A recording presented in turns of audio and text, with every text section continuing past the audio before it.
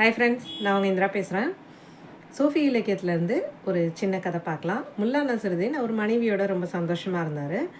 ஒரு நாள் வேலை விட்டு வீட்டுக்கு போகிறப்போ அவரோட சட்டையில் வந்து ஒரு நீளமான முடி இருந்திருக்கு.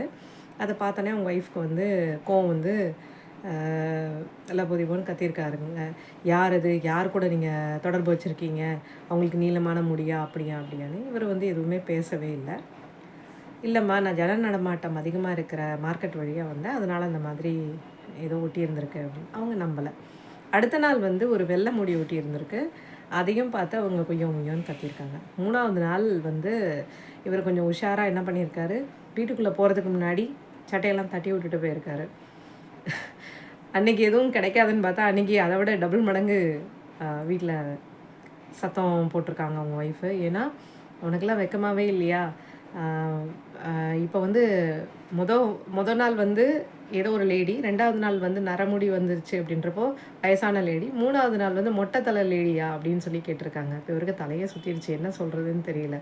ஸோ இந்த கதையை ஏன் நம்ம இங்கே சொல்கிறோம் அப்படின்னா, கண்ணுக்கு தெரிகிற நல்ல நல்ல விஷயங்கள் எல்லாத்தையுமே நம்ம பார்த்து சந்தோஷப்படுறதுக்கான வாய்ப்புகள் கிடைச்சும் அதெல்லாத்தையும் மிஸ் பண்ணிவிட்டு, கண்ணுக்கே தெரியாத விஷயங்களை இப்படி தான் இருக்குமோன்னு யூகிச்சு அதுக்காக நம்ம படுற துயரம், மனக்கஷ்டம், கவலைகள் தான் ரொம்ப ரொம்ப ரொம்ப அதிகம் அப்படின்றது தான் உண்மை.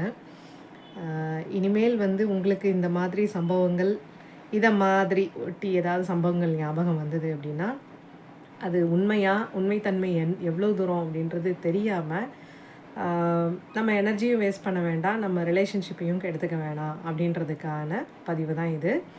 இது எதுக்குங்க நீங்கள் வந்து ஈர்ப்பு விதியில் சொல்கிறீங்க அப்படின்னா, ஈர்ப்பு விதியில் நல்ல விஷயங்கள தான் இருக்கணும். இது வந்து நிச்சயமாக நல்ல விஷயம் கிடையாது.